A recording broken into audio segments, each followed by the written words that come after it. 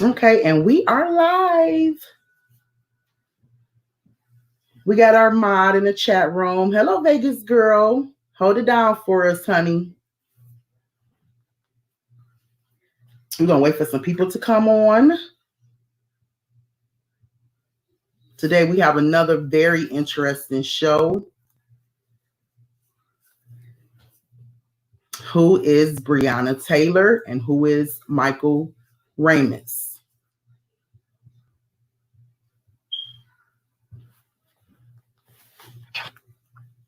Okay, we're going to wait to get some more people in the chat before we start.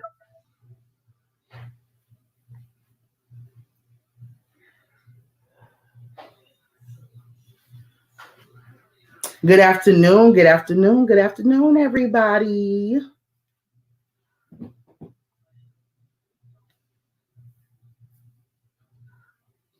Okay, we lost the person, but she'll be back on.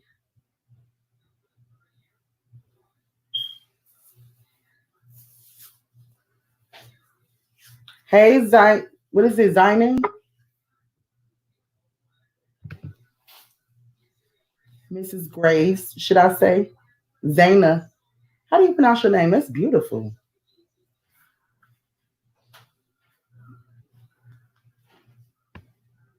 Okay, hopefully we are linked to Facebook as well. So we'll be multi-streaming today. We'll be streaming from YouTube as well as Facebook.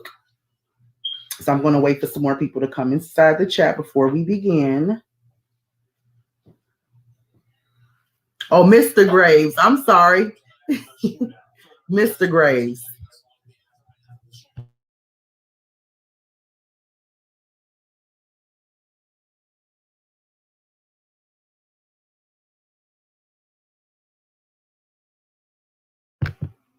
I'm sorry, Mr. Graves. Okay. Hey, Cece. Hey, how are you? Lanice keeps dropping. Hey, everybody. Okay, you guys. So we have a very interesting lab today. Today we're going to be discussing at the round table the case of Breonna Taylor. In case you guys haven't learned who Breonna Taylor is or anything about her case, that's good. Sit tight. We're going to go ahead and talk about that. We have a special guest who has been following the case since day one and who's actually in the process of organizing a protest on behalf of Breonna Taylor. We also have some information of something else that took place in Austin, Texas, the case of Michael Ramos. So we're going to speak on that as well. So you guys, this will be another interesting show. I want you guys to sit back, pay attention to everything, and just kind of get an understanding of what's going on in the world today. So I'm going to introduce to you guys the people that's at the round table. Of course, you guys should already know Miss Lanice. Hey, y'all. Okay, for some reason, I keep getting these videos popping up. And you guys already know Miss Nene. Miss Nene is here. What's up, y'all? Okay, and as I said, we have a special guest. He goes by the name of Joseph. And is it Borka, Joseph? If I'm pronouncing your last name wrong, let me know. Yeah, Borka. Borka. Okay, so we have Joseph Borka. And again, Joseph Borka is someone who's been following the Breonna Taylor case.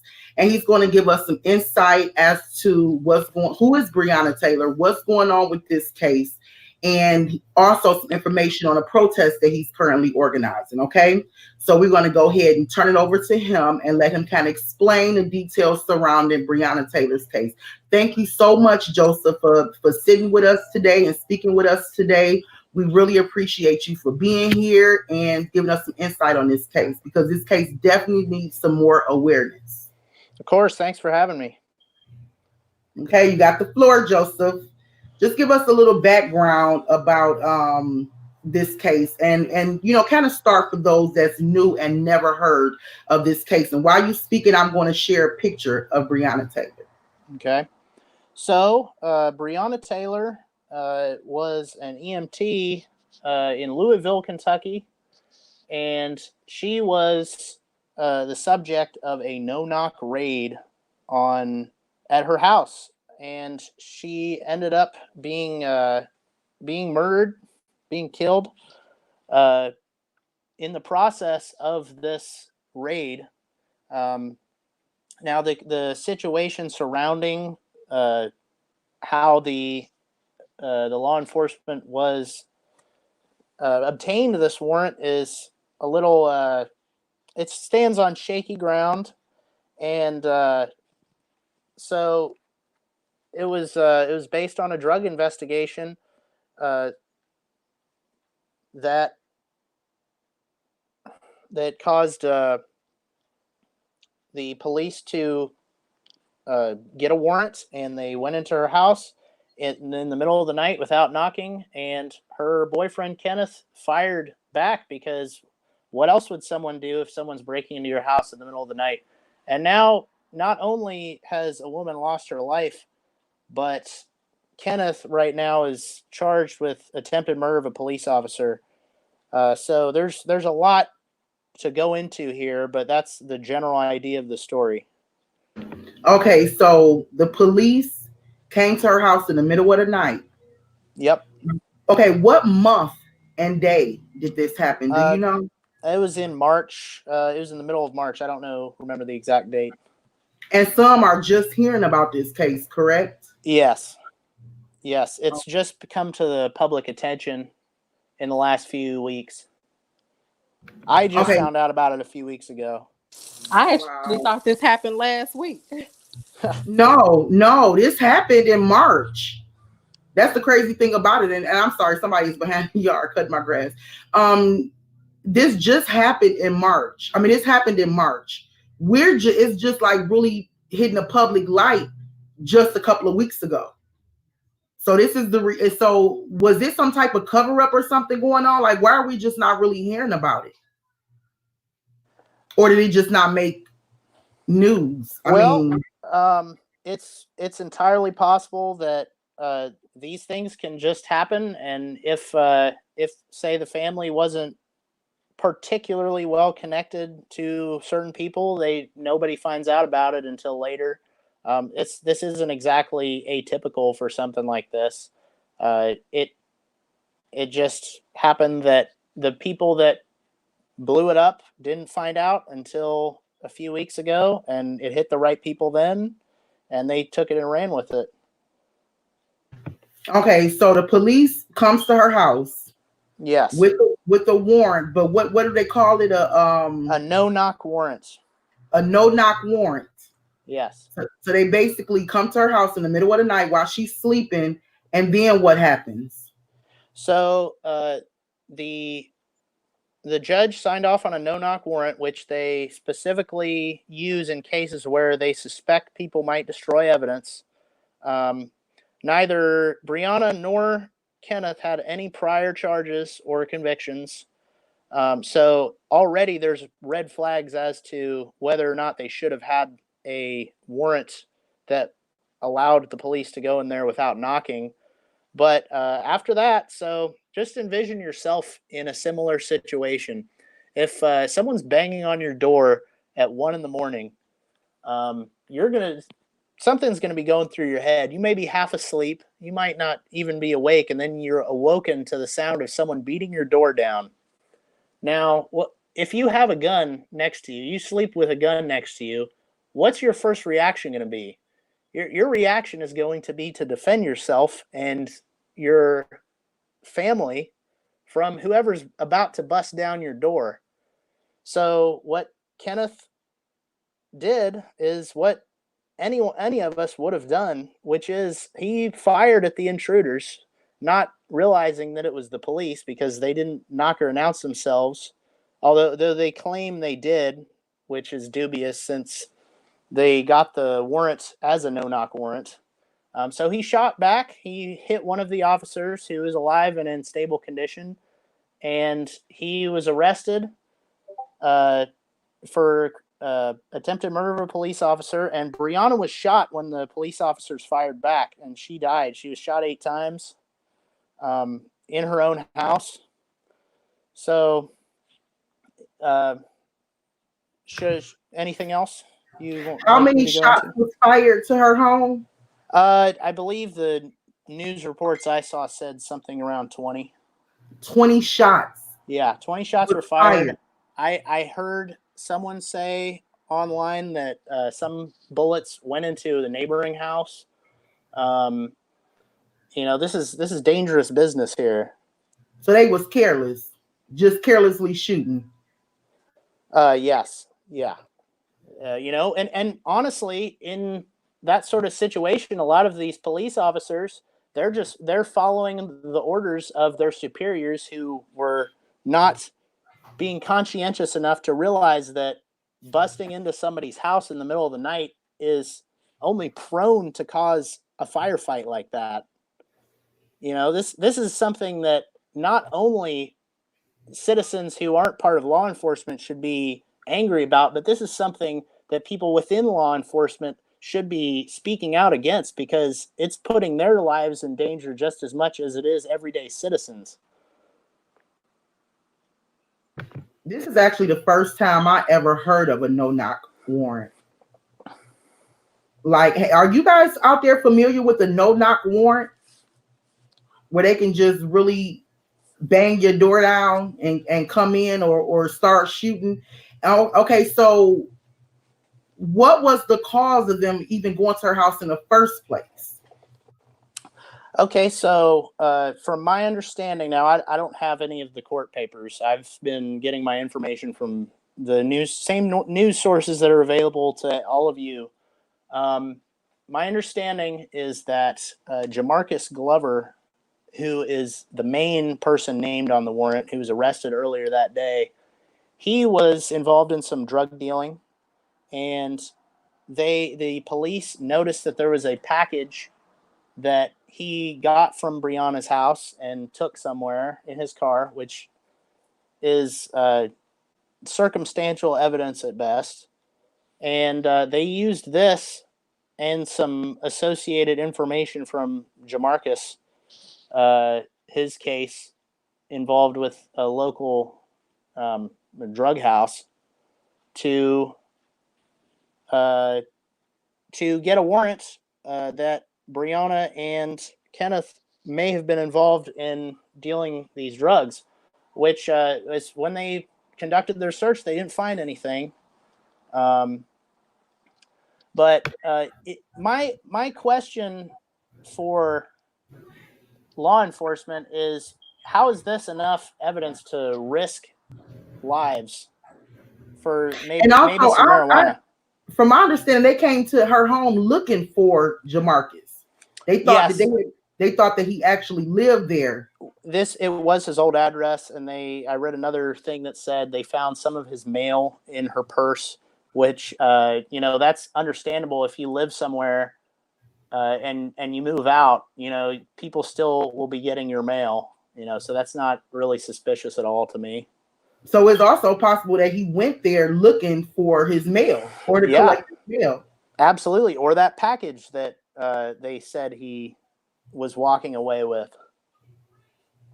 So they had already been looking at this house. They had been looking at Jamarcus mainly, and they were Kenneth and Breonna were associated with him somewhat, but not.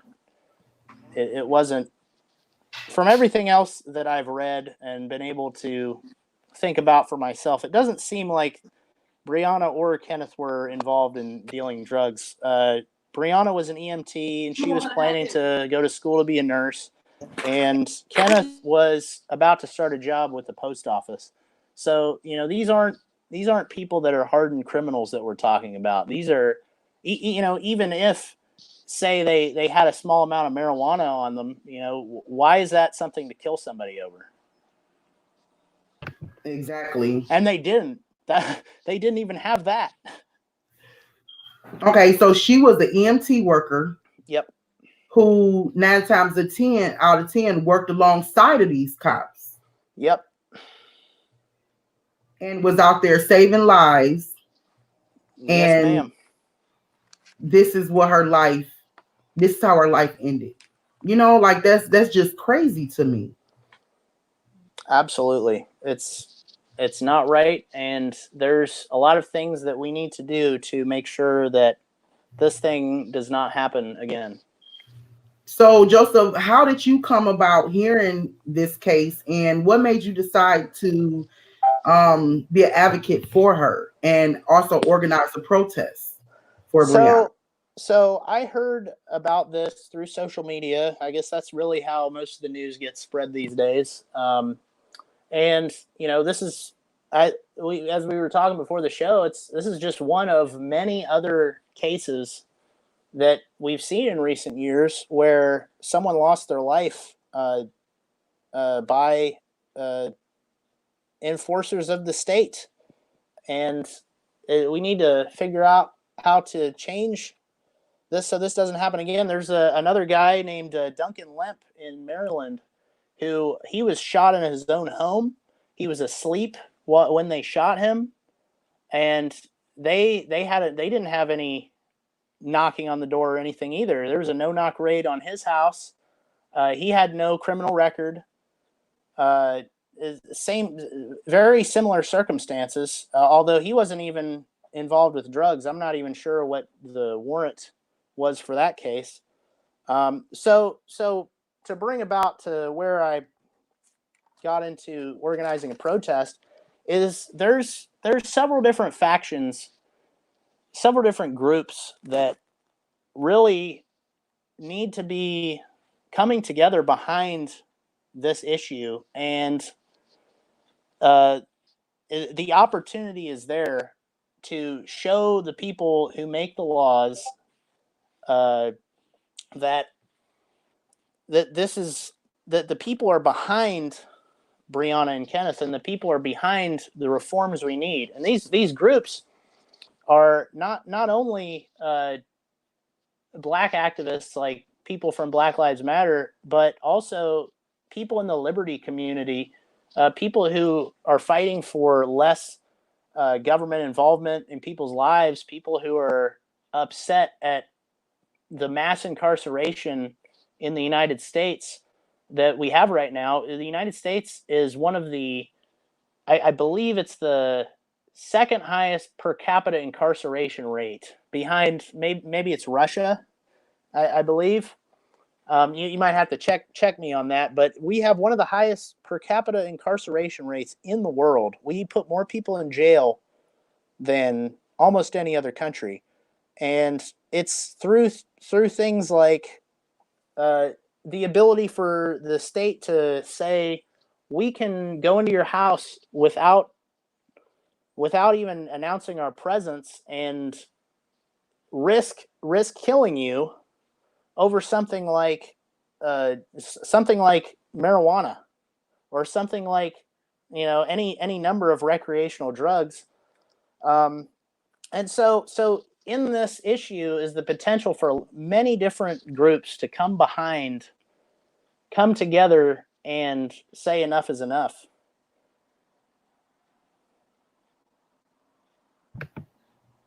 That's so true. And we definitely stand for Breonna. We definitely going to support Breonna. We decided to do this live today because this did not get enough national attention. Absolutely not. Yeah. And, and I kind of think a lot of these cases are being swept under the rug because a lot of people are still focused on Ahmaud and other cases such as this. And then when you have things like, when you have other cases that arise, we kind of like simply look over those. And so I'm like, okay, just like the saying say, we run for Ahmaud, we stand for Breonna. Do not let this case get swept under the rug. Let's bring attention to this case. You guys share this video, say her name, because it's time to put this thing to the end. Like somebody said, abuse of power.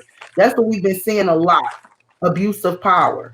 Absolutely. And there's many people out there that say the same thing, but we have a lot of division in our country right now. Among many lines, we have the cities and the rural areas. We have racial divisions. We have all of these things dividing us. When, if you think about it, what's the oldest rule in the book if you want to control the people? It's divide and conquer. Absolutely. So, if we can come together behind something like standing up for our liberties, and restraining government power in the areas it needs to be restrained, they won't be able to stop us. But we all have to be aware that this is the goal, and we all have to be aware that others are with us, because no one's going to fight it alone. Amen. And the victim can't fight for themselves. Nope, they can't. Yeah, and the families are going through it themselves. So we thank God that it's people like you and citizens who will stand up and speak up and organize protests and things in their behalf. So shout out to you for taking interest in this case, Joseph. I appreciate it. But there's one more thing I'd really like to talk to your audience about. And this is something you might have heard once or twice when you were in school growing up, but maybe it didn't really connect with you. So back in the 1700s, when things were happening like the French Revolution and the American Revolution, the things that led to our modern day government and constitution, there was a theory that is still prevalent today. It's called the social contract theory. And what that is it's the role and responsibilities of the group versus the individual. It runs pretty much everything that we need in society. It's the way that we determine where my rights end and everybody else's rights begin. So for example, we agree that murder is not in the best interests of everybody. So we say this is a place where your rights end. We might agree to give up a certain percentage of our income so that we can build roads or schools or something to that effect. Now, this social contract, this agreement between us as individuals and the greater society, it's always being negotiated. It's always being argued through our government systems. And at some point, the governing structure gets to a point where it becomes out of touch with the people, and the people want to renegotiate that social contract. There's plenty of people that agree that we shouldn't be throwing people in jail for 20 years over dealing marijuana. And we're in the process of seeing great change there. But there's still much left to be done. I think most people are on the same page when we say that the police are gaining too much power to violate people's rights. For example, when a police officer pulls you over and detains you to have a drug dog come and search your car, well, they're allowed to do that, even though through various studies, drug dogs have been proven to give false positives. Sometimes I've heard up to 50% chance, that's flipping a coin, and you are risking your rights for something that's the probability of a flip of a coin. I mean, this is big stuff here, and people need to realize that it's not just a matter of of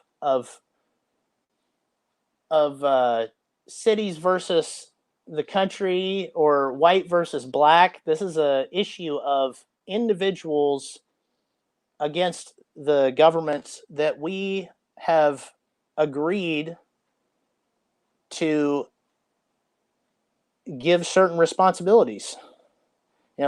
We founded our government on certain rights and certain responsibilities. The Declaration of Independence says we hold these truths to be self-evident, that all men are created equal, and are endowed by their Creator of the rights of life, liberty, and the pursuit of happiness. That when you start thinking about what that means, the government does not give us rights.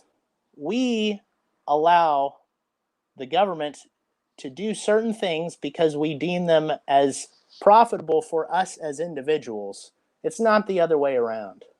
And that's what our entire country is founded on. And, you know, we've had hiccups. We've had things like slavery. We've had things like the antitrust laws in the early 1900s to break up monopolies that we determined were unfavorable for people to have fair commerce. You know, I don't know. I'm kind of just rambling at this point, but no, you're making a lot of sense. You're making a lot of sense.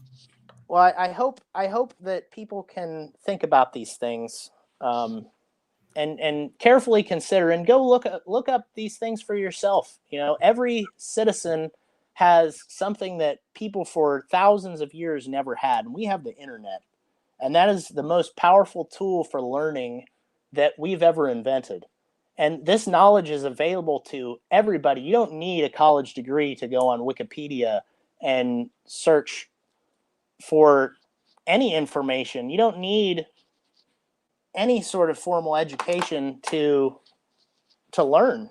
I mean, there's its place for formal education, but you have to guide your own education when other education is not available to you.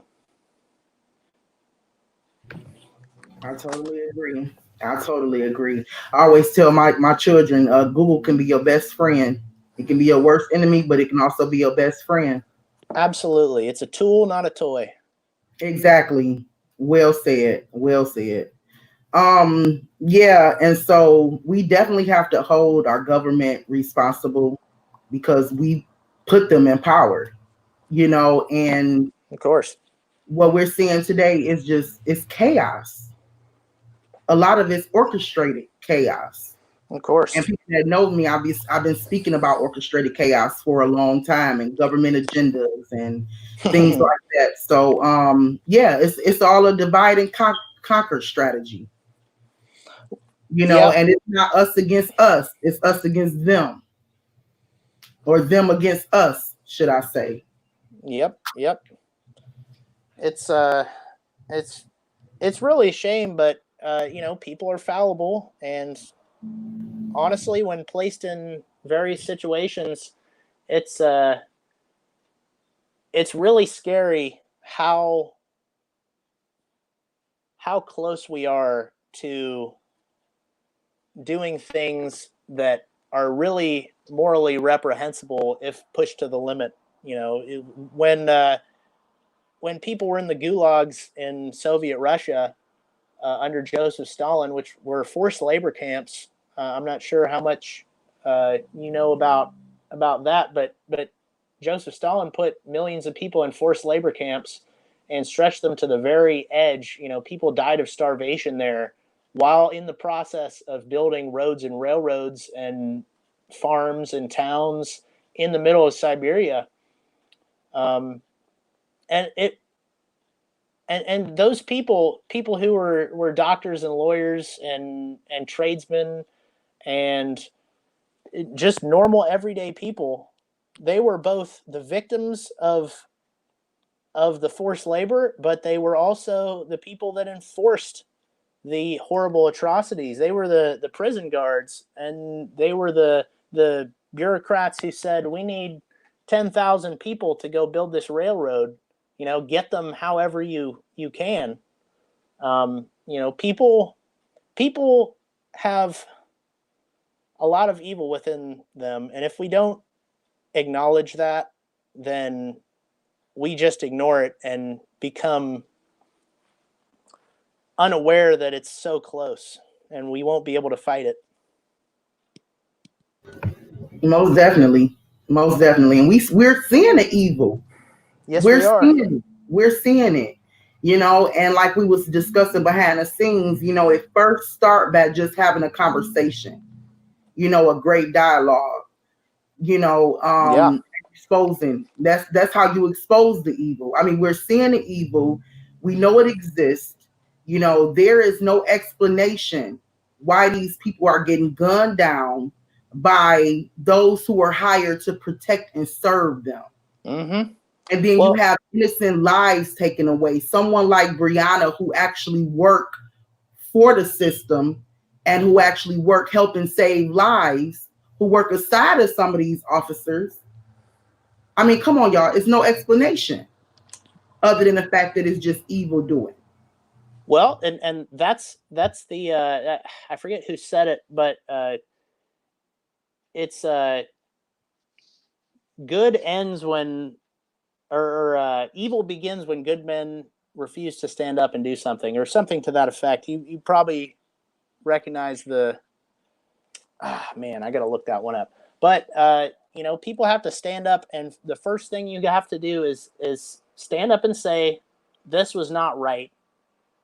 And from there, once you can talk to people and explain, this was an injustice. This is something that happened that shouldn't have happened. Then you can go from there and decide how to respond to it. But first, you have to talk to people. People have to know what happened before you can even think about doing something to change it. Exactly. We need to be knowledgeable. You guys, if y'all can hashtag in the comments justice for Breonna Taylor, if you guys can do that, like I said, let's say her name, lift her up and her family up. Let them know, send some praying hands. Let them know that we praying for them and we stand on the side of Breonna and that we're praying for justice for Breonna. If you guys can do that for us, I really appreciate it. Another matter that I think is really important to initiating change that is long term and sustainable is we can't let our emotions get the best of us. It's an important component of causing change to feel that something is evil, or feel where we should be going with this. But when people revert to primal anger and start rioting and things like that, it really it hurts the cause. There's people like Gandhi and people like Martin Luther King Jr. who created huge amounts of support through nonviolent protest. Um, it's very easy for people, when there's an injustice, to be screaming out from a very primal part of their brain and end up in a worse situation than they had before. Like, for example, the French Revolution. The French Revolution was a revolution where it was all the common people were starving and they wanted food. And when you're in that starvation mode, it's easy to prop up the first guy who comes along that says, you will have bread.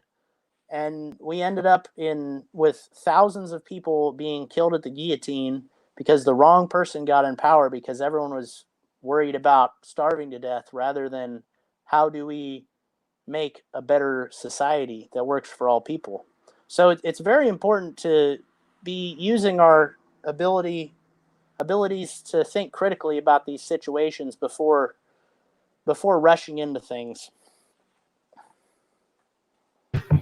I definitely agree with that and agree with organizing peaceful protests.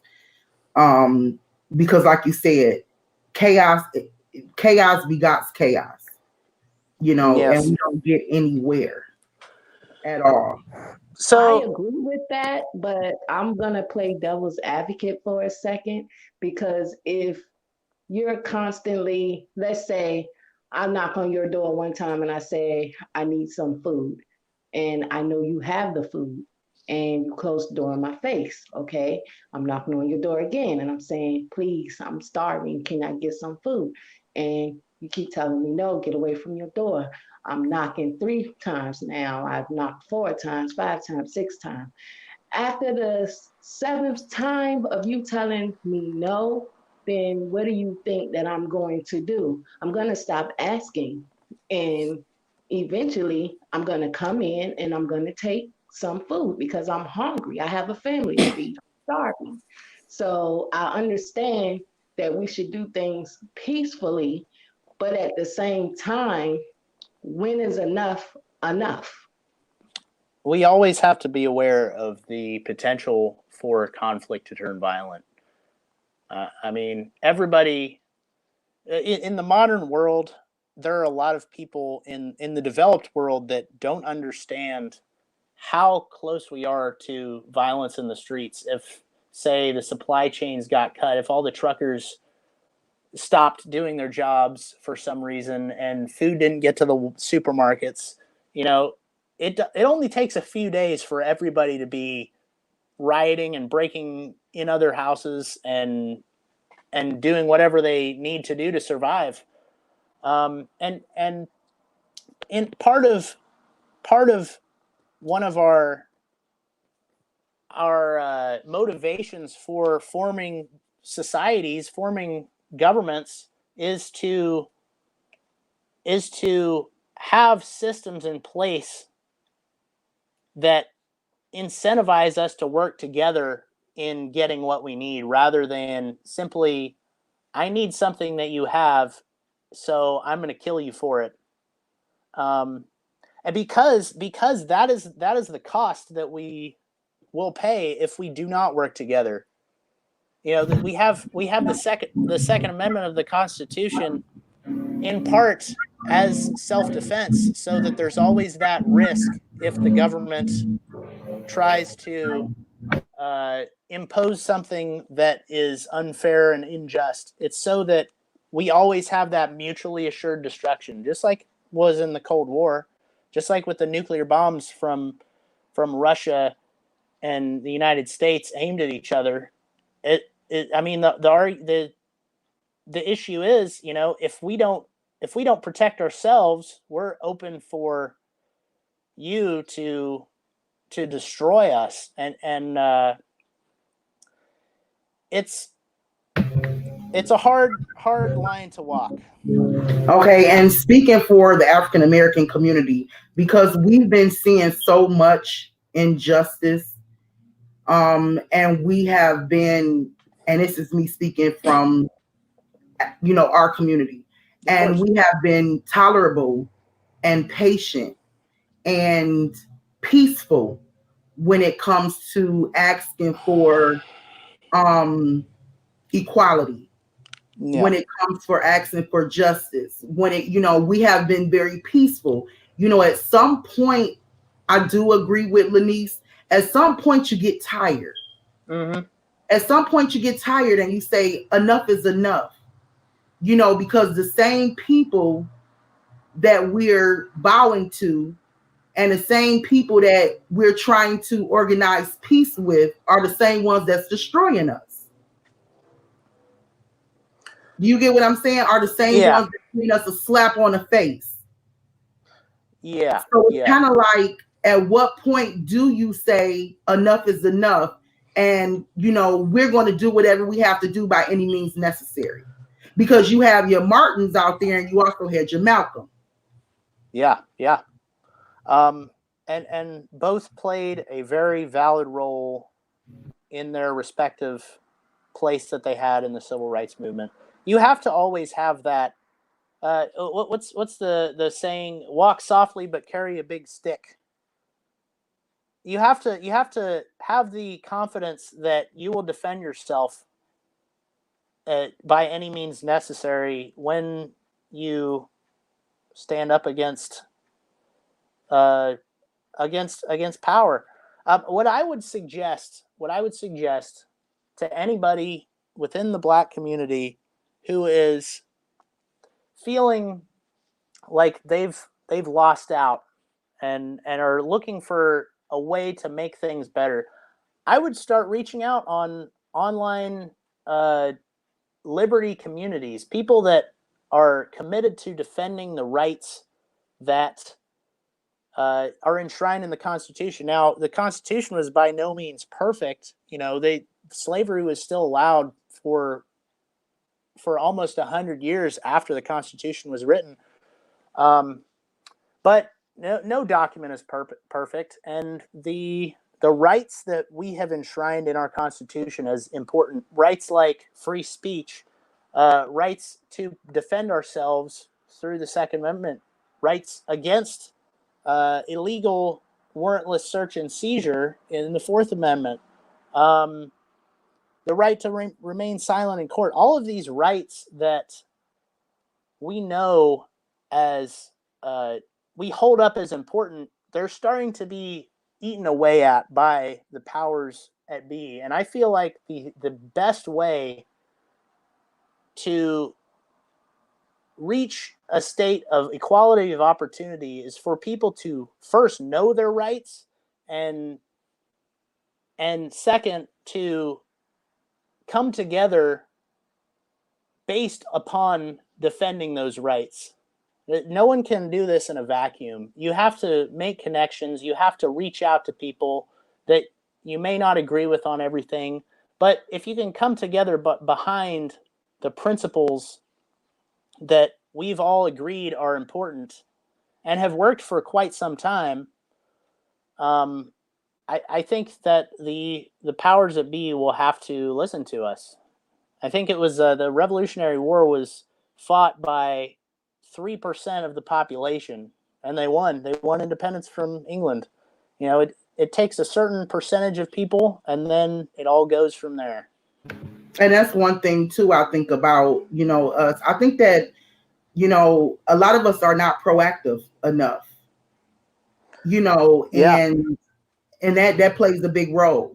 And the fact, like you said, we're not knowledgeable of the laws and of our rights, because guys, we have civil rights, we have rights, but we don't have the knowledge or the power to execute them.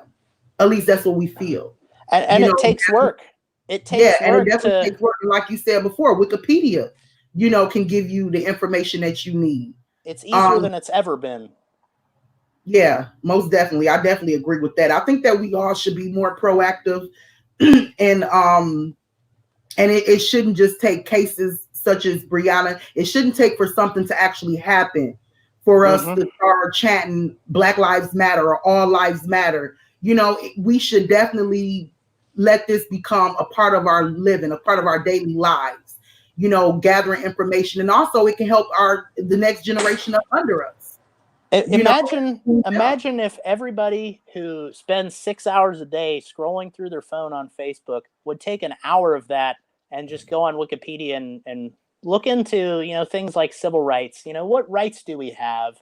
How does the legal system work? Imagine how much we would change if people took that time where they're not really consuming anything of value and got value out of that 1 hour every day. Yeah, that'll definitely make a difference.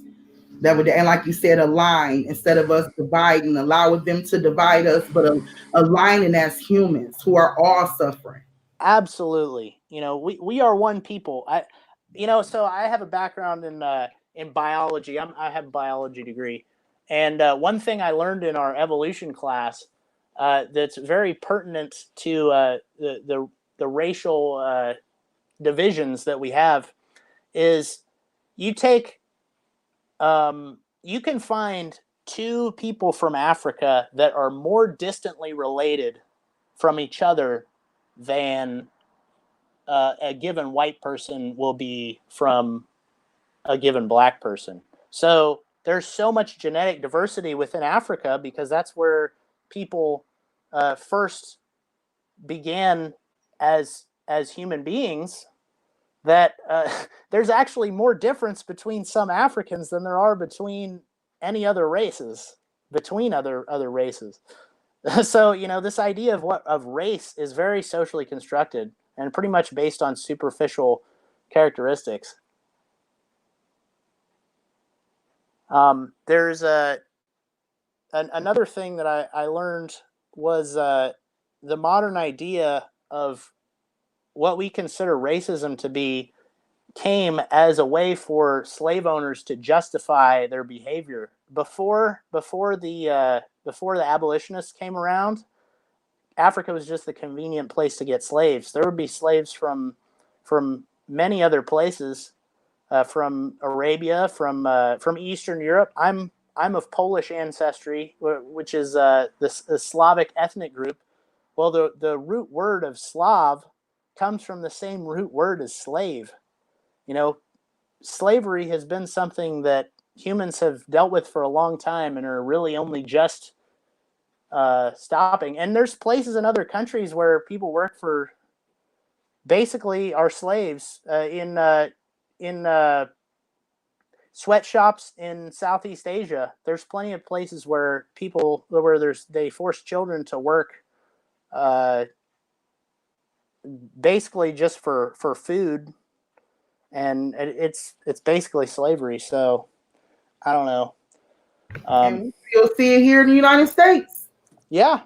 I mean, there's sex trafficking is still a major problem that many people are trying to solve. Human trafficking. Yeah. Paraphernalia. All of that. Oh yeah. We still have a long ways to go, but if we can come together around these problems and instead of bickering over silly human made up distinctions between ourselves, we're going to be we'll advance a lot quicker. We'll get to where we need to be and then keep going from there. I can definitely agree on that. Okay, so going back to the Breonna Taylor case, where are we as far as updates with that case? Like as far as the officers, has there been any convictions or charges? So should I say? I'm sorry. So the as of right now, the last I read was they're undergoing an internal investigation into the case, which it's the two wolves and the chicken saying what's for dinner there. But there have been calls for independent prosecutors to come in and look at the case. Kenneth was released to home incarceration, but is still facing charges for attempted murder of a police officer. And as far as that goes, they all have lawyers, and we're still waiting to hear more.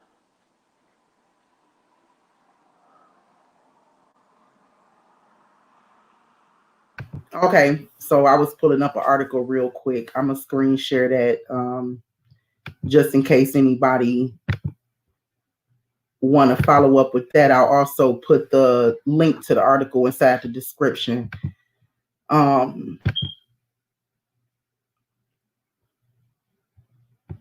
So there is, like I said, a news article. I can't really share the video because I'm not sure if we'll get hit with a copyright claim. Last time we did that, they ended up taking our whole channel from us. But I will share the links and stuff so you guys can learn everything you guys need to know about this case. You can watch the video. This was definitely a breaking news story, but it just didn't get enough national attention like it should have, which is one of the reasons why we decided to cover it on this channel right here and also spread awareness. So as far as her fiance, it was her fiance, right, Kenneth? Fiance or boyfriend? I'm not quite sure. So as far as her boyfriend, Kenneth, right now he's facing charges for shooting a cop that tried to break into their home. Okay. Yes. Okay. All right. So that's just it's a sad situation. It's definitely a sad situation. And we definitely praying for Breonna, for her family. Do you have a date as far as the protests and when you guys are going to start protesting? And make sure you let people know too what area that this all happened in and where you guys will be protesting. So this was in Louisville. Our protest will be in Louisville. We haven't solidified a date yet, but it'll be in the next few weeks, and we're planning on a Saturday so the people that work during the week can come. Sounds good. Do you guys have any questions or any comments for Joseph? I'm gonna read some of these comments too because I saw some really good comments in here. Somebody said if we were born free, we wouldn't have to fight for freedom.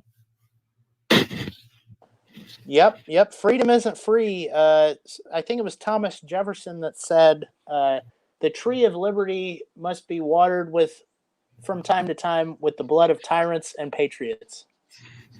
That's some strong words there. That's definitely some strong words. There does come times when we have to fight for our freedoms, and we just would hope that we can remind the people in power that at one point people are going to stand up and say enough is enough. And this has happened throughout world history, and they are not immune from it. Yeah. People Anybody else? overthrow governments all the time. Yeah, when was the last time that happened though, Joseph? Gee, not in the United States. It hasn't happened for a long Oh. time. But I that's was going to say I haven't heard that happening. not in the United States, because our framework has done us good. And I think we have one of the longest lasting constitutions in world history as of this point. There's other countries that have experienced a lot of regime change recently. You'll know from all the news stuff from the Middle East and the various governments in Africa. There's been new countries formed just in the last few years. I think South Sudan is the newest country in the world right now, and that was 2 or 3 years ago. People that are unhappy with their governments will overthrow them if it gets bad enough. So we need to be conscious of that going forward, because those are bloody and violent affairs, and no one wants that to happen on our soil. Exactly. Zane said we are at the fourth turning though. We're historically due for a violent conflict. Yeah. We've been watching social tensions rise in the United States for quite some time now. The coronavirus thing kind of gave people time to sit back at home and think about these things, and you may have heard of all of these armed protests in certain states where they're talking about ending the coronavirus orders because they see police forces arresting people and fining people and these various things for being outside in public. And the Constitution, one of the rights that it guarantees is the right to peaceably assemble. So these stay-at-home orders are arguably unconstitutional. And people are worried about setting the precedent that the government can just tell you stay in your house. What about next time they try to do that? Is it going to be about a virus or about something else? Yeah. There have been talks. There have been talks about our protest, whether or not we should have an armed protest in the same spirit, and we're not 100% sure whether that is prudent at this time yet. But we're considering that because it does certainly send a message, although there's a very high risk. You don't want the wrong people to show up to something like that, wanting to start a fight.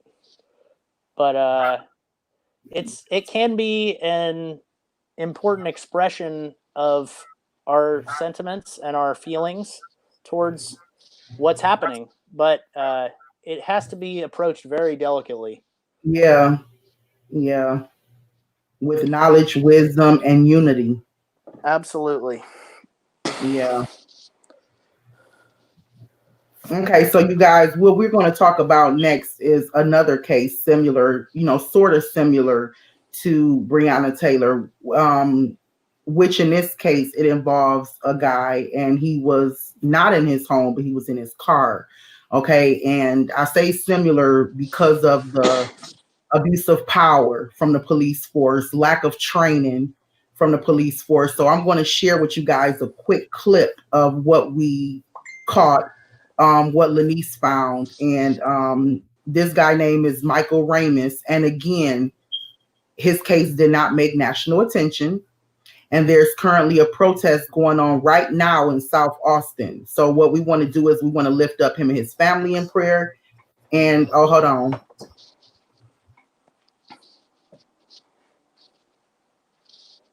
Okay, I'm sorry about that. So what we want to do is we want to bring some awareness to this case as well. So I'm going to screen share with you guys a piece of a footage that we found. If the audio is off a little bit, just know it's because of, you know, the YouTube traffic. We multi-streaming and we have several people on today. So I'm going to try to share a quick clip of what we've gathered from this guy case so we can kind of spread awareness to this as well. And it's just sad that this stuff goes on and it don't get national attention.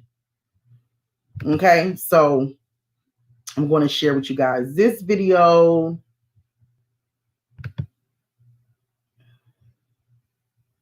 In a second. Okay, so you guys can see it. Let me try to blow it up a little bit more so you can see it.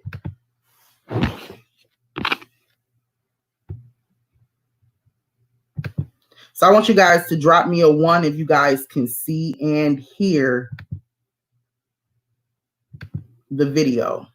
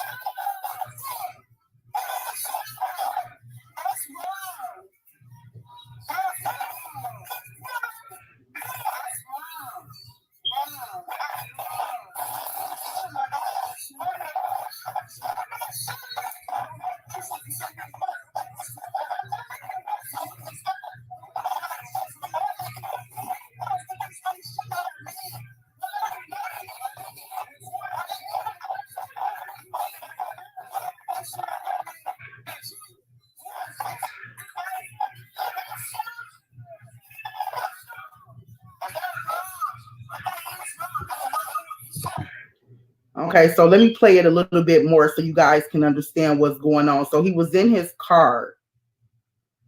Let me make sure I can see my screen so I can kind of explain to you guys what's going on. So the police gets a call. The police gets a call and they said, I guess somebody reported him in his car doing drugs.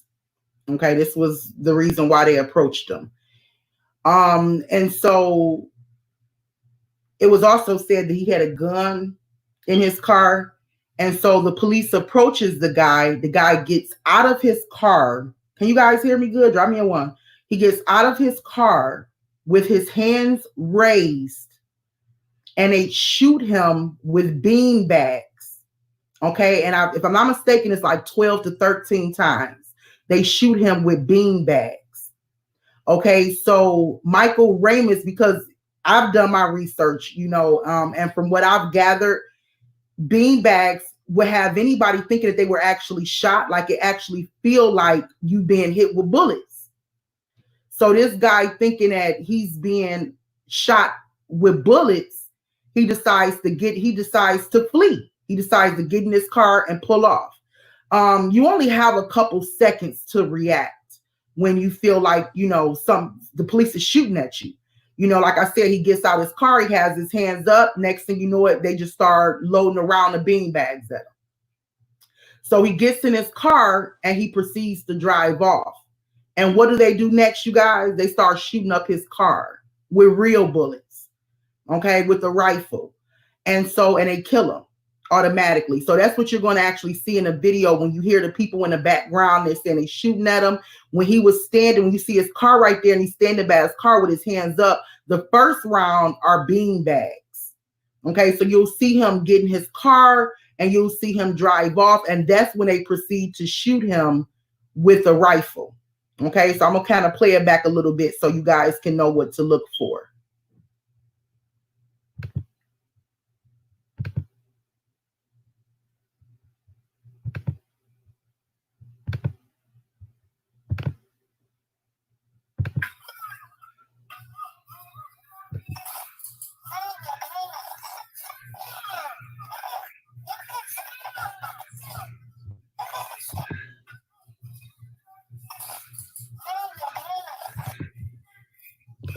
So look right here. You're going to see, look by the white card. You're going to see him with his arms up in the air, and they just shoot him.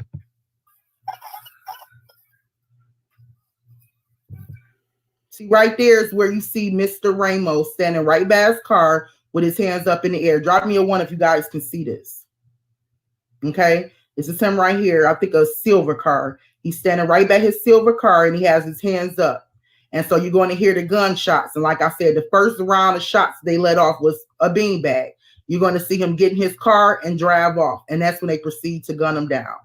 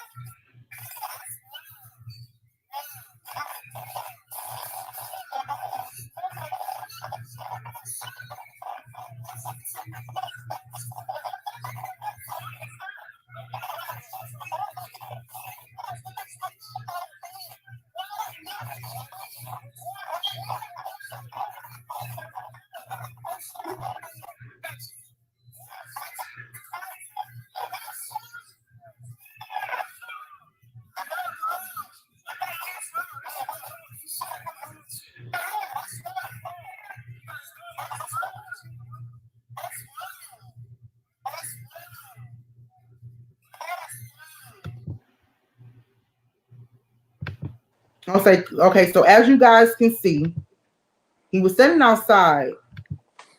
He was standing outside with his hands up.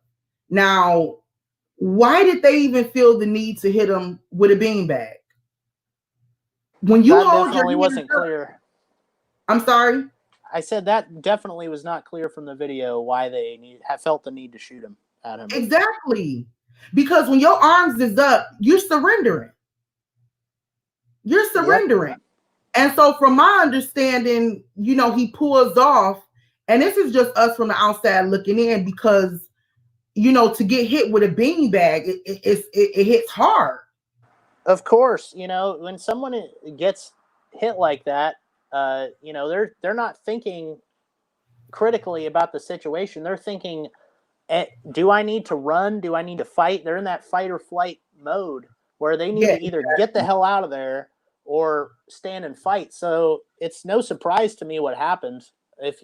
I mean, this is just another case, just like with Breonna and Kenneth, where are they really surprised that he tried to run off after being shot with the beanbag? Are they really surprised that someone shot back after their house was just broken into? Exactly. Poor police training. Absolutely, because if that were me, I would be thinking, if you're shooting me and I have my hands up and you're shooting me with beanbags, next you're going to shoot me with the real thing. So I have to get out of there. If you can even decipher that it's a beanbag and not a real bullet. Exactly. Because it's fight or flight. You know, you're not looking down to check and see if you've been hit or if you bleeding, or, you know what I'm saying? Like, you running for your life, because the first thing you thinking is they're trying to kill me while I'm surrendering. Yeah. I'm not sure exactly what the police training is down in Austin, but where I live, it's just a few-week program. You don't need a college degree. You don't need anything but a few weeks of training, and they will put you out there patrolling and in charge of determining if someone's rights are worth violating. It's something that really needs to change. I don't think police officers have enough training, but the big question is, how do we provide the kind of training that police officers need? And do they do mental health checks before they hire these cops? I doubt it. Evaluations?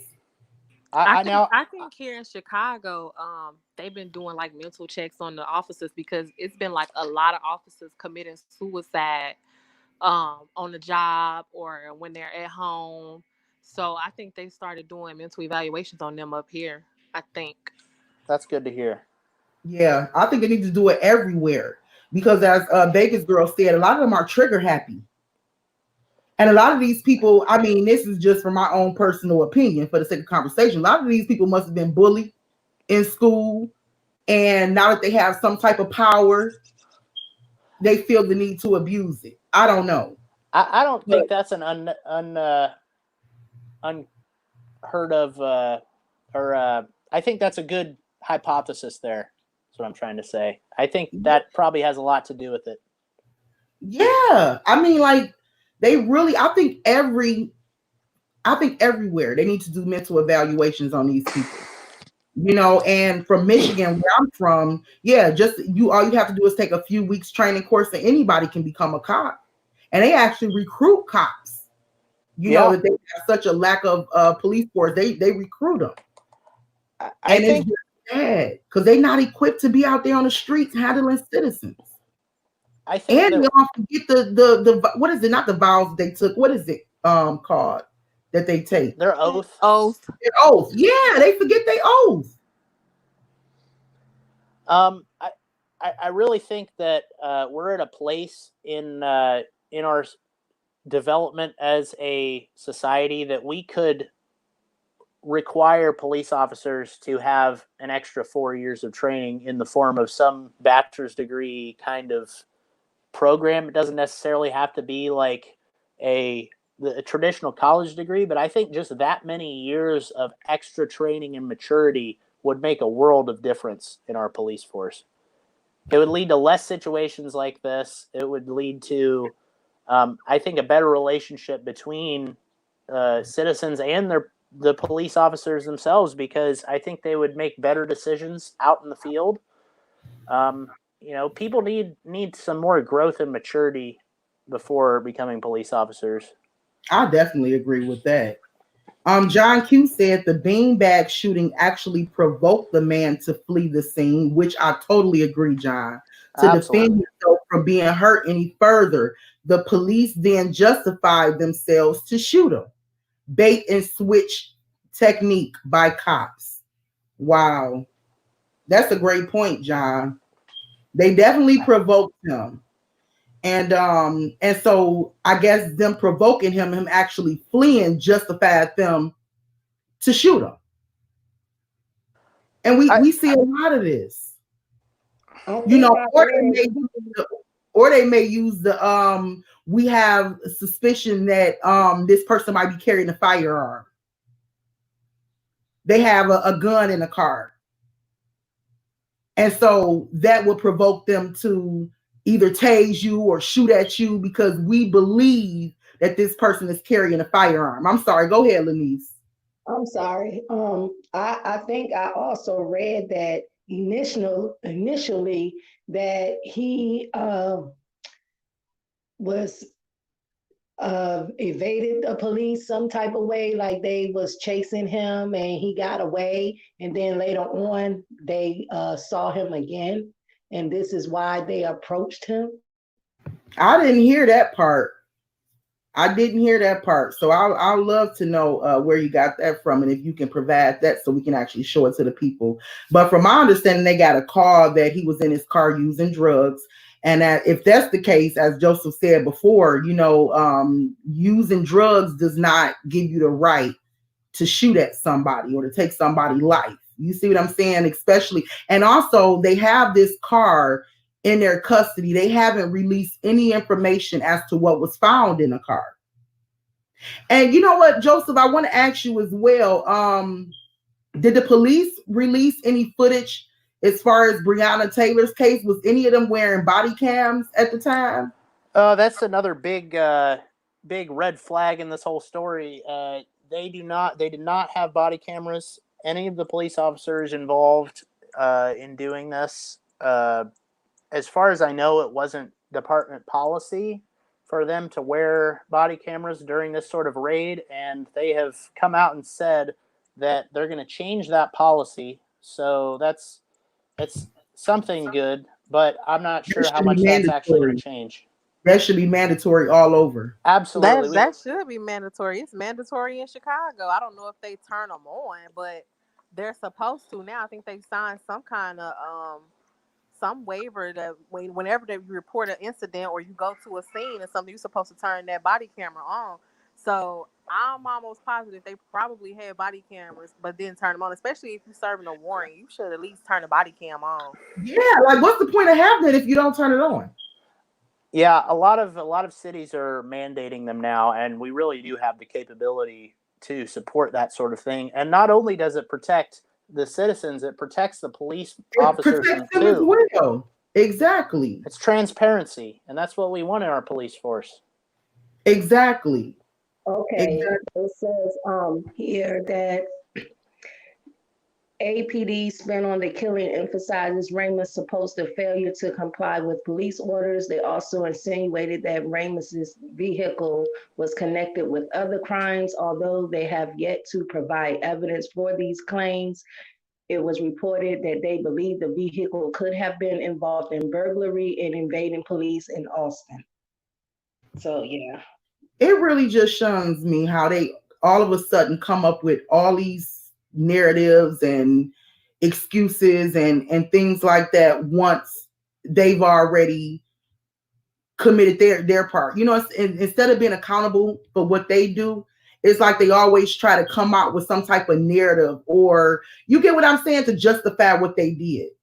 Well, the bigger police departments like that, they definitely have PR people that they talk to before making these sorts of releases that are, they're basically, their whole job is to spin it in a way uh, that's digestible to the public. And I think Yeah. one thing that we need to really think about is, should police officers be trained to shoot at somebody who's running away? Because we've had several cases where the person is not fighting, they're not belligerent, but they're just running away because, there's a perceived threat, and they go and shoot them. And no one's life is in danger but the person who's running away. Yeah, if their back is turned, to me, there's no excuse Absolutely not. whatsoever. John Q said the police are trained to assume everyone has a weapon, and they, which are the police, are trained to protect themselves at all times by any means necessary, even if that means taking the life of an innocent person. Yeah, but as a citizen, we have every right to protect ourselves too. Whether it's the police, a firefighter, a dog, it doesn't matter. Especially if they're not holding up to their oath. In Indiana, where I live, they've actually passed a law that if a citizen shoots a police officer, it's not automatically determined to be the fault of the person. The police officer, if they're acting outside of their authority, uh, any citizen has the right to defend themselves, and that's a very positive thing that's come out of Indiana recently. Do you guys have the citizens arrest law? What do y'all think about the whole citizens arrest law? I have to say I'm not very educated on that one. Okay. Yeah, because Yeah, I'm not educated on that either. and it's just crazy that we already got ignorant, trigger happy police officers, and now you got citizens that think that they can justify killing someone using a citizen's arrest technique. So I just think it's crazy. Like, let's get these officers in line and hold them accountable. So a lot of them have been suspended, like as far as the cases that we've been looked into, but I have yet to see anyone been fired, badge being taken away. What's going on as far as with the officers in Breonna? To have anybody been suspended until further notice or fired? I believe the officers involved in the Breonna Taylor case were suspended without pay, but police have a lot of immunity in certain situations under the law right now. So it's very hard to charge police officers for crimes like this, even when there was obvious wrongdoing. So it's hard to charge them in court because of certain laws in court cases. I'm going to try to pull up what it's called, but that's where we're at right now.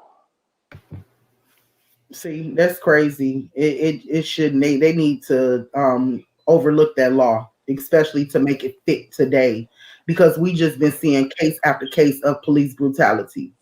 And there's also there was a court case. One of these school shootings that happened, there was a police officer on the scene who did not defend the students. He kind of hid it in the corner, and they ruled that he was not required to defend the students in the school, which is, it's just ridiculous to me that not only do the police officers have this qualified immunity, is what it's called, where they can screw up, violate someone's rights, and then not be charged in court with it. But at the same time, they're not necessarily responsible for protecting the citizens under the law either. But I thought that their oath was to protect and serve the citizens. You're absolutely right, but the courts think differently about that particular case. It sets a bad precedent for the future. Well, I'll be. Yeah, And yeah. I guess that explains why a lot of these cops are getting off. Yeah, it's And okay. getting the tap on the hand. I've pulled up something about qualified immunity. So qualified immunity is designed to protect all but the plainly incompetent or those who knowingly violate the law. Law enforcement officers are entitled to qualified immunity when their actions do not violate a clearly established statutory or constitutional right. So in a lot of these criminal cases, there's a lot of ambiguity. There's a lot of places where the lines are not clearly drawn. So, for example, this particular case with Breonna, there's a lot of iffy situations legally. You know, did the police have the right to conduct this no-knock raid? Did they have the right to shoot on Kenneth, and did he have the right to shoot them back? So this is a very ambiguous legal situation, and therefore it's entirely feasible that these police officers will not have to face any charges. But what I'm more concerned about is I really think the person who decided on conducting this no-knock raid, whoever's responsibility it was to put these officers in a position where this could happen, I think he needs to face in court charges for criminally negligent homicide, because that the negligence in that situation led to someone's death, and I think he should go through the same court proceedings that they would put anyone else through. And Joseph, is it true that the person that they were actually looking for was already arrested? Yes, that's true. He was arrested. They already had him in custody. It turned out that Breonna was listed on the warrant, but I don't think it was to arrest her. That was just to search the property. But I think it's Jamarcus was his name. He was arrested earlier that day. Okay, so they were just going there to search the property for drugs, but not for Jamarcus. Okay, I'm glad you kind of cleared that up. And there was absolutely no reason why they needed to do a no-knock raid in that situation either. If they didn't have probable cause to arrest them in public, then they didn't have probable cause to violate somebody's home in the middle of the night. Exactly. John Q said the right to defend oneself is a very vague idea regarding how the law works from the law enforcement standpoint. Police always have first right of protection under the law, the citizen second. Wow. But if the citizen doesn't pose a threat to them, are they still covered under that law? A lot of the times, yes, because it does, even when it does make it to the court system, there's this qualified immunity law to where if there's any ambiguity at all, a lawyer will be able to argue pretty well that it falls under the qualified immunity. But a lot of the times it doesn't even make it to that point. A lot of the times it's up to the prosecutor, which is usually the prosecutor in the same department as the police force, and they're always working with these police officers day to day. So that's why right now there's a call for somebody from outside the police or outside of Louisville to come in and look at the facts of the case. So there was no conflict of interest. Yeah, that's smart. And Which is, go ahead.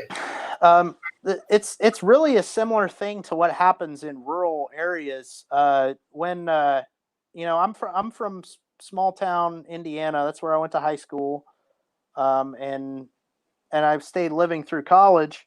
I lived in a small town, and a lot of the times, what you'll see is the small town governments are very. It's definitely an aristocracy of sorts. They all know each other. They all work together. You can't get a good public defender because they have too many cases, and then the funding that these court systems make a lot of the times comes from court fees that they stick people with. So what you have there is you have an incentive for people in small towns that want more money for their department to go and tell the police, we need to arrest more people because we can give them court fees and force them to pay it under threat of government violence. And this is how a lot of them make their money. I know somebody who he got his license taken away, his driver's license. I forget exactly what happened. It was probably driving without insurance or something. And he can't get his license back without paying $3,000 to the county government. Like he can't even apply he can't even hear it in front of the judge until he pays the court fees. And this is no anomaly. This is happening every day around the country. I don't really know if it happens as much in the city areas because I know there's more people and there's probably a little less nepotism and conflicts of interest. But this is oftentimes how local governments will fund their projects. They built a larger county jail where I was living. They built a larger county jail so that they could house more prisoners and then charge other counties money for housing those prisoners. Now, does that sound like something that the government should be doing to you? It sounds like a business. It is a business. The for-profit prison industry. It sounds like a business, a way to just gain more money. On the backs of everyday citizens. I know somebody like that too, so I definitely know what you mean. I know someone that was in the same situation. They had to pay like $3,000 before they could get their license back. So it happens all the time. And to people who don't know the people and they don't have the resources to get a lawyer that can stand up and defend their rights, people. There is a right for us to have legal counsel in the Constitution, but what usually ends up happening is you'll get this public defender who's either fresh out of law school or isn't very good, so they can't get a better job, and they're already overloaded with many cases to deal with. So you really don't get a good defense unless you have the resources to hire a lawyer yourself that's private. So, it really is a big disadvantage to poor people. And if you do hire an attorney, you end up paying $3,000 or more just to get somebody to defend you. Exactly. Just to get some good representation. That's crazy. I just hope that people would hear these stories that might have a similar situation in their own lives and be willing to talk about this to people who might not understand, or maybe they do have a situation like that themselves, and you can together realize, this is a major problem. People need to come together on this. There's a stigma associated with, I have this family member that's in jail. No one wants to talk about that, but when you start realizing that pretty much everybody has a relative or a friend, a close friend, or maybe not so close of a friend who's had to deal with injustice from the court system in the form of this extortion, it really starts to bring people together, and they all start to realize their situation and that things need to change. I agree. I definitely agree. That's why we have the Breonna Taylor story today. The law is protecting themselves first in this case. I definitely get it. Makes sense. And many other cases that we've been looking into. So I'm kind of interested in seeing how this thing is going to actually play out in court. Breonna Taylor's case, Ahmaud's case, Drayshawn Reed's case. I'm really interested in seeing how these cases will play out in court. It'll be interesting to see how they handle it for sure, especially with the public outcry, and we'll see how big this protest gets. This it's something that has potential to get pretty big, and we don't know exactly where it's going to lead, but we hope to raise awareness. Yeah, Alan said the city jails get paid for every inmate per 8 hours. It's all big business. Absolutely is. Connie said, not just small town residents, the cities have adopted this practice. Yep. It's I think there really needs to be a change in how governments collect revenue. I really think there needs to be a constitutional amendment that there will be no punitive fines. They can't charge you. They shouldn't be able to charge you with court fees and various other things fines that they tack on to people, because then there becomes this incentive for county governments that need money to abuse that. Yeah, the court system has turned into a lucrative business. I definitely agree. We actually see that, Connie. I definitely agree. Extortion at its finest. Yes, Lenise. Alan said every courtroom is on federal property and different bylaws. It's no winning, it's intended. I'm sorry. Yep. I heard that before too, that every courtroom is on federal property. Um, and that's where it comes in, at where we as a people need to educate ourselves and understand why we don't want to do business, because every time you step foot in the courtroom, you're doing business. Every time you get a parking, even a parking ticket, you're doing business with the system. So we have to be really aware that it's all a business, extortion, and try to stay as safe as possible. But how can you say that when you have somebody like Breonna, who is just, the most upstanding citizen in any case that I ever heard? She was a EMT. Yep, she was The an most EMT. upstanding citizen that I ever heard about in any story. No criminal record. No criminal record, in her home where you should feel safe, asleep at 1 o'clock in the morning. They have no evidence of drug traffic going in and out her home. It's like we can't win for losing. Same thing happened with Duncan Lemp in Maryland. I really encourage you guys to look up that one, because that one has a lot of shady circumstances surrounding it too.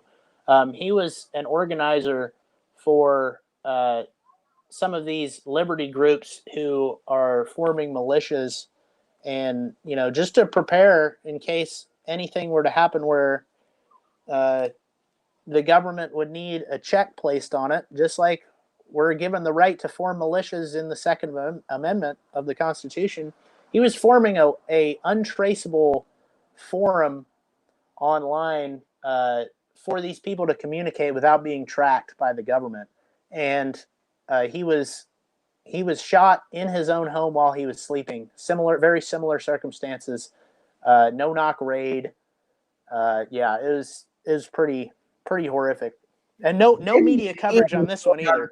Nonsense. That no knock raid stuff. I need to look and see if that's here in Texas. That's just ridiculous. So, a no knock raid. Do that mean that they don't have to announce themselves? Yes, that's what it means. They don't have to announce themselves. Wow. Yeah, as Zane was saying in the chat, it's a lose-lose situation. Not only are you putting citizens' lives at risk, but you're also putting the police officers at risk. And I think that police officers have an incentive to stand up and say, this is not how we should be doing things. And I would encourage, if there's anybody that's listening to this that is a police officer, you should have conversations about this with other people that you work with. This is an issue about your safety as much as it's an issue about safety of citizens that aren't part of law enforcement. Breonna's case reminds me of Amber Dyer and what was it, John Botham, a little bit. Yes, that's who I was talking about earlier, Lanice. Yes. Mm-hmm. Yeah, kind of speak about that a little bit. Is that the aunt and nephew that was playing a video game or something and they came into her home, or they shot up her home? No, that's the one where he was in his home and he was on his couch eating ice cream and she came in and she fired shots at him and killed him. Okay, I remember that one too, because it's another one too where a lady had her nephew and I think they were playing video games or something and her door was open or something. Do y'all remember that one? Drop me a name in the comment because I've been looking for that story too. There's too many. Yeah, it's a lot that's similar to this case. All of us talking about it, we can't even keep track of how many there are. Like it's ridiculous. Oh my goodness. Yes. And I didn't hear about, and the crazy part about it is I didn't hear about Breonna Taylor's case until like a couple of weeks ago. And this happened in March. So I'm like, was this something that was going to be swept under the rug or something that was just going to remain silent? You know what I'm saying? Like, well, of course, the police force would want to sweep it under the rug, but a lot of the times the people that these sorts of things affect, they're not particularly well connected to the right people for something to be blown up out of make the national news just because they don't know the right people. But it took a little time and talking to the right lawyer and various things for the story to actually come out. It all depends on who you're connected to, who you know. And if you don't know enough people that are willing to talk about this in public, then, it just stays quiet. Nobody knows. I'm sure there's cases like this that have happened that we've never heard of that did not make the news. I was just going to say that, Joseph. I already know where you're going with it. I was just getting ready to say that. I'm pretty sure it's way more cases than this and similar to this that we just haven't heard of. And just imagine how many of these sorts of cases happened before there was the internet, that we have never heard about and never will hear about because it happened before we had the ability to communicate as quickly as we do. We're better than this. That's so true. That's so true. Which is really why important, you guys, that we have to spread awareness. We have to stand up for these victims. They cannot stand up for themselves. Organize peaceful protests. Spread the word however we can, whatever we can do to help. My heart goes out to her family. Did she have any children, Breonna Taylor? Not that I'm aware of. Okay. I'm sure that would have been listed if she did. Okay. Yeah, y'all, because this is just ridiculous. Like, enough is enough. We can't even cover one story and kind of grasp all of the information from one story before we get hit with another one. You know, I literally heard about Breonna's story as we were preparing for the live on Drayshawn Reed and Ahmad. So I told the ladies, I said, next week we have to come back and we have to speak on this. But who's to say something else won't go down? And then, you know, the Michael Ramos, I heard about his case as well. And so I said, we need to basically cover both of them today because, I mean, things is just happening so rapidly and back to back. And like, it's like a spirit in the air. Like the police are just really out of control right now. I don't know if 5G is getting to their head or what the hell is going on, but it's crazy. I'm like, do 5G got everybody going insane? Like, well, you know, this sort of thing is, it's not exactly hard to predict. As you know, when we started off our country, we had the Constitution, and we had very little other laws other than what was already in place, you know, statewide. But what happens is, as time goes on, our legal system just gets progressively more complex, and you know, no one person can know all the laws. They get super complicated to the point where, you know, how can you expect a police officer with no education beyond high school and maybe 6 weeks of training to make decisions that are based on laws that are more complicated than one person can really wrap their head around? It's only, I mean, it's no surprise really. There's a lot of systemic changes that we need to make in order to make this better for everybody. I totally agree. John Q, I love your comment. We spoke about this before too. John Q said, I believe the purpose of these types of stories that come out like this is to provoke civil unrest in different places, to cause officials to impose new laws to protect themselves. I definitely agree. Civil unrest and also race wars, because you know a lot of people are contributing things like this to racial matters. So I definitely agree.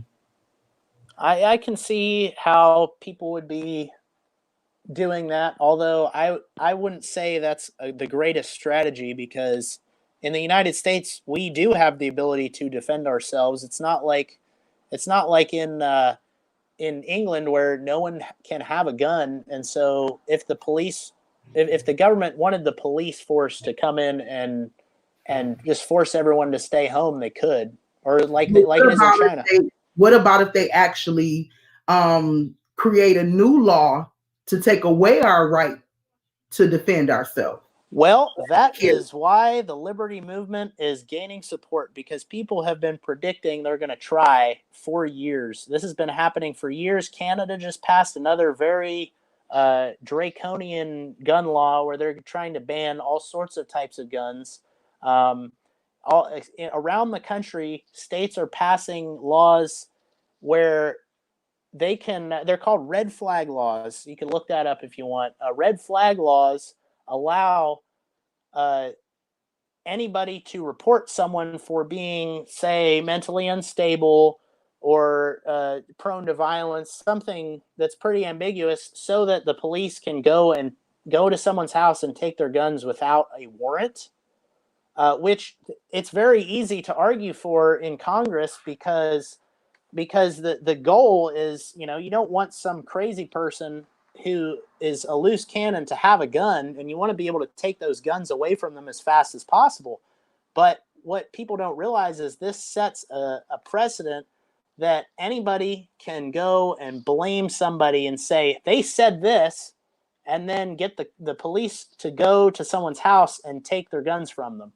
And that could lead to way worse things than just one person killing somebody.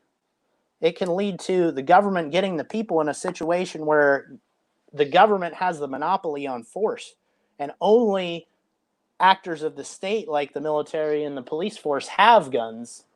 And that's what's dangerous. That's why people protect the Second Amendment so that they're so passionate about defending the Second Amendment, because it's our only course of defense against the government encroachment. Yeah, we already have the police force out there thinking that they're or acting as if they're military. Yeah, yeah. Yeah, and don't even have the proper training to be officers. Yep.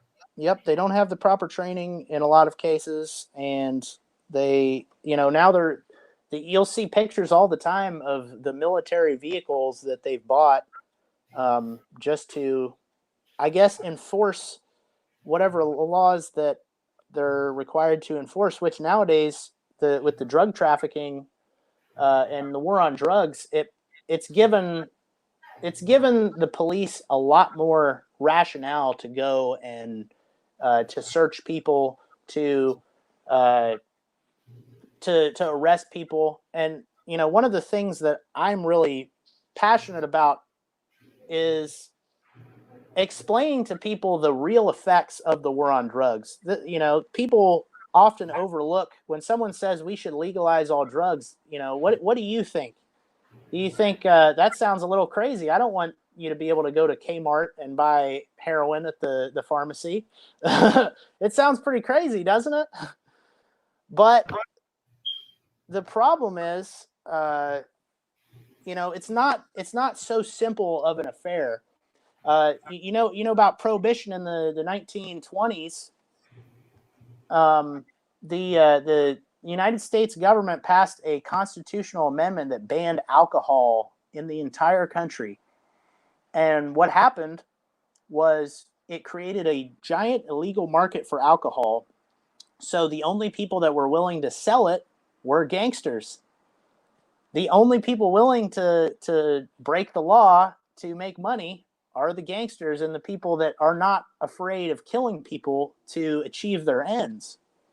And so what we've done with drugs is we've created a giant illegal market where people who don't mind breaking the law in other ways can make money through selling drugs. So what there's plenty of things that have happened because of this. Mexico, you've probably heard on the news that there's the big drug cartels in Mexico and Latin America. Well, most of the money that they make is based on illegal drug sales in the United States. So not only do they cause violence violence in Mexico and in the United States because of our drug laws, but they're also contributing factors to the big illegal immigration problem that people talk about because people are running from that.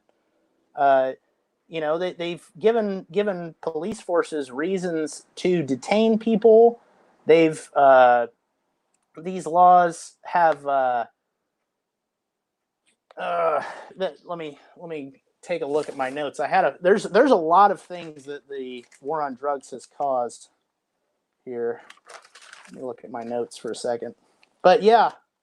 The mass incarceration. Yeah, if you look at a graph or the numbers of how many people are in jail, if you look at about 1970, early 70s, I think it was Nixon was the president.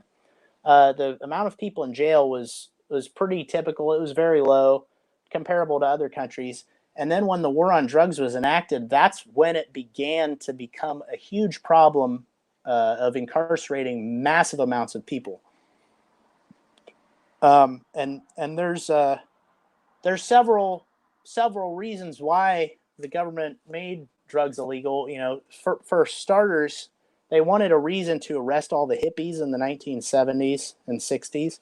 They wanted to be able to arrest the hippies, but also, the aristocrats in the government, some people have suggested that it had a racial element as well, and they wanted a reason to be able to arrest people of color and various other groups that they didn't like.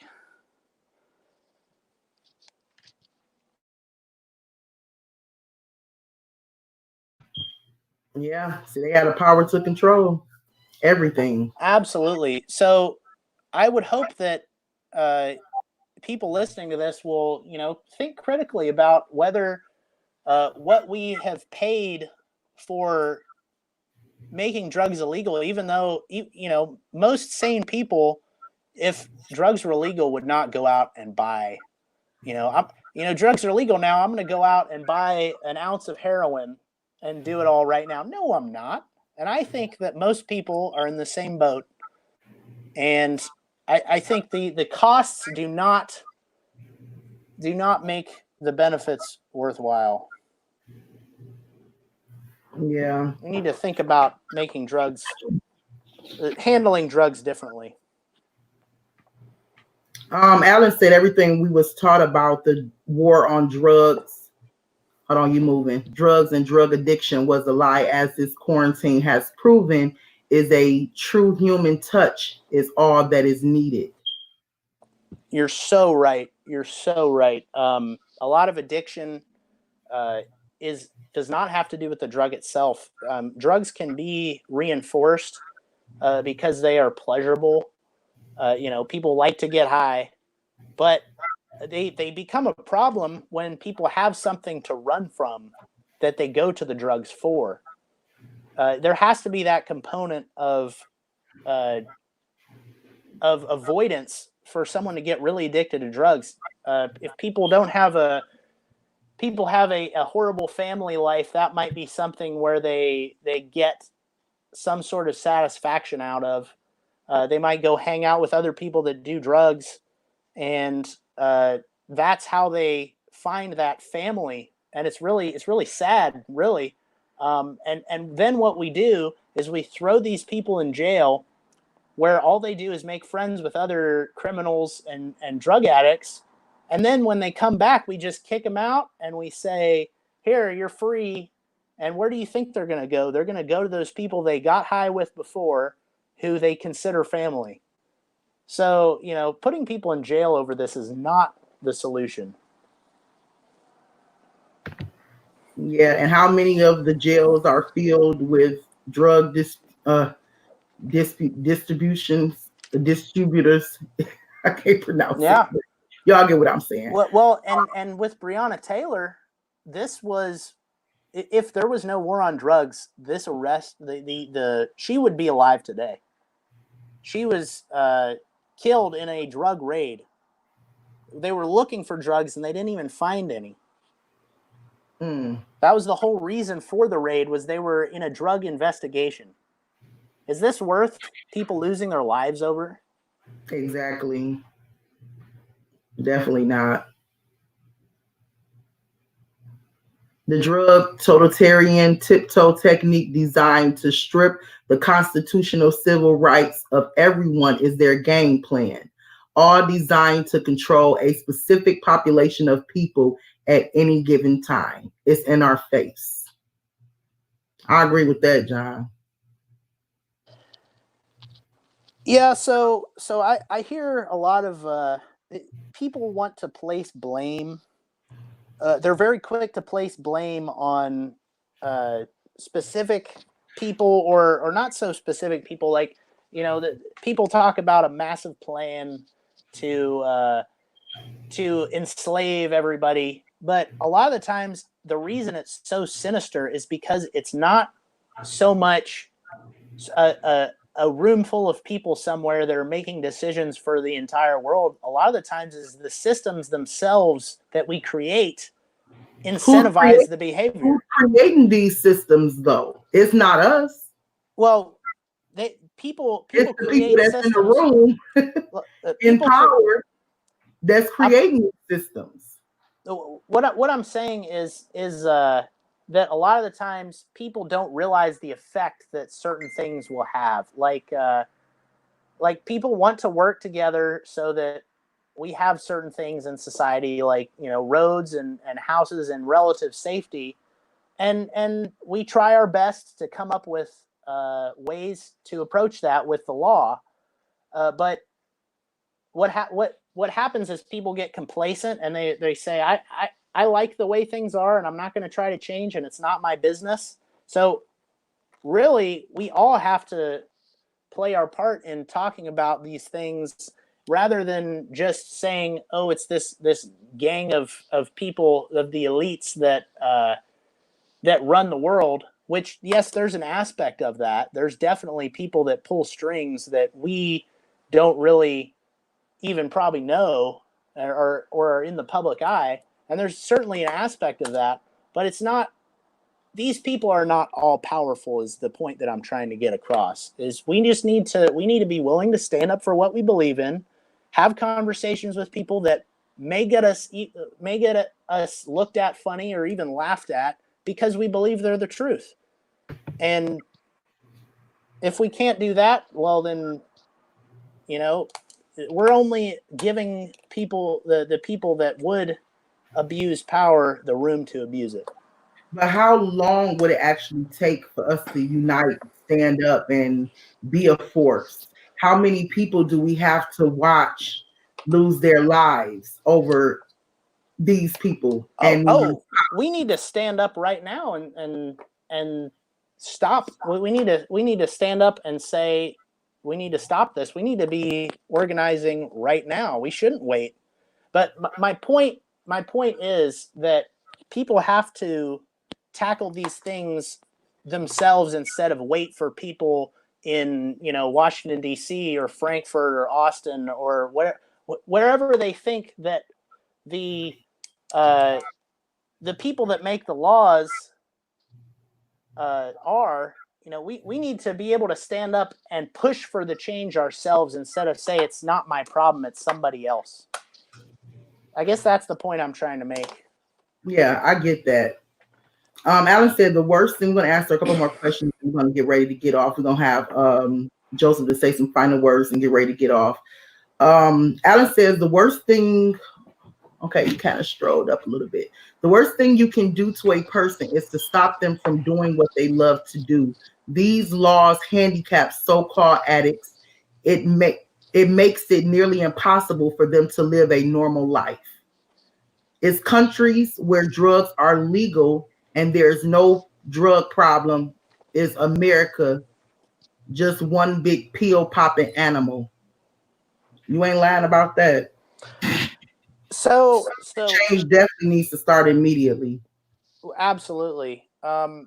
See, the thing that a lot of people don't get is whether there are laws or not, there are going to be addicts. There's in the Vietnam War, there were a lot of soldiers that got addicted to heroin. And so before they sent these soldiers back from Vietnam, they made them get clean, and after they got clean, they moved them back to the United States.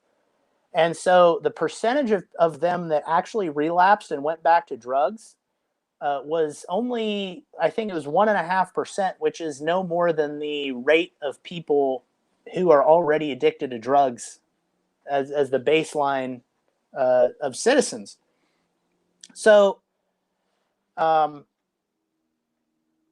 addiction is a problem that is we're going to have and are going to have to figure out how to deal with for the foreseeable future. And the question is, how should we deal with it? The question is, should we be putting people in jail over this? And I believe that the answer is no. We should not be treating drugs the way that we do. There is a problem, and making drugs legal will not solve the problem of addiction, but it will solve the damage that's caused by the government in fighting addiction. I definitely agree with that. Because we cause more damage by putting people in jail than by just allowing people to either pursue their addictions or... And they overpopulate the jails. I mean, you don't have room for real criminals. Yeah. And there would be a lot less people. There would be so many fewer people if we just decided to release nonviolent drug offenders. Mm-hmm.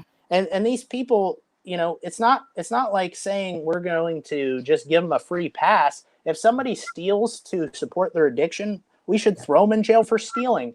If someone wrecks a car and kills somebody because of their high, we should put them in jail over that. But but I'm not. We should not be punishing the person for using a substance, because some people, whether we agree with them doing it or not, they can manage their addiction and be functional in society. And that's something that's been a constant through human history, and it's not going to go away just by trying to put people in jail over it. That's true. People like Breonna are going to keep dying over it. Yeah. Yeah.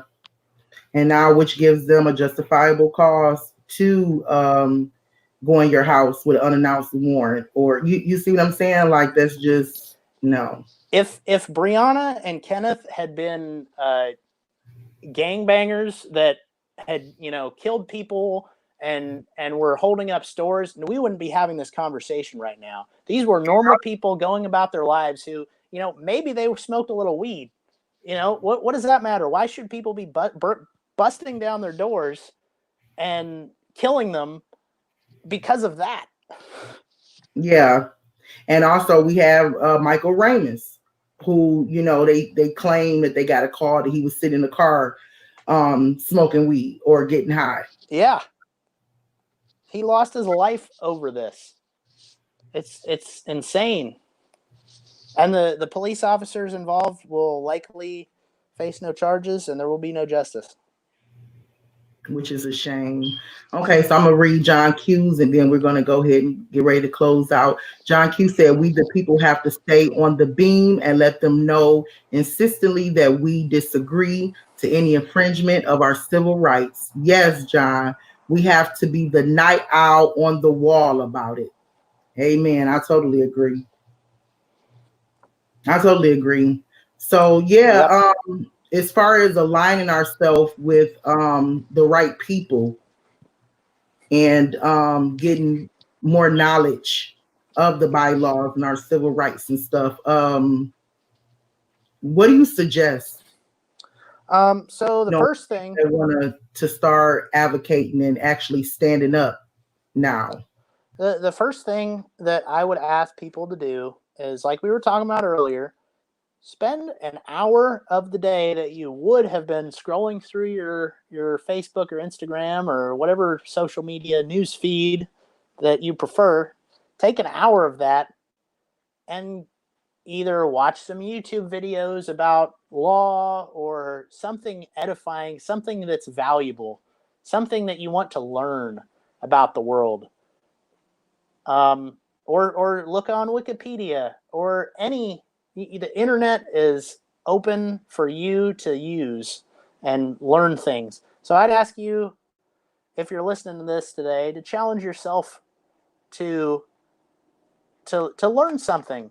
Use your energy wisely. Life is short, and the more you can prepare yourself to deal with the world, the more information that is valuable that you can learn, the more helpful you'll be to other people around you.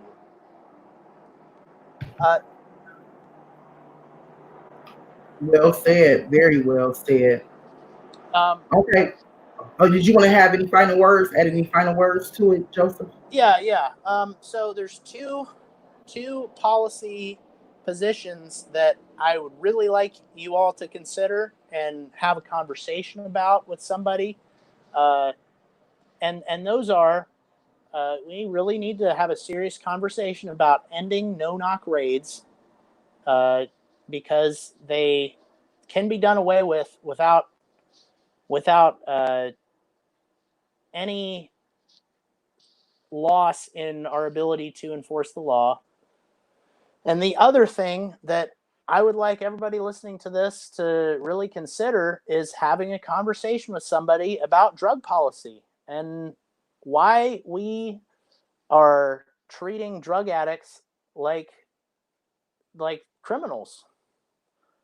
Just read about it, listen to people talk about it, have a conversation about it with somebody.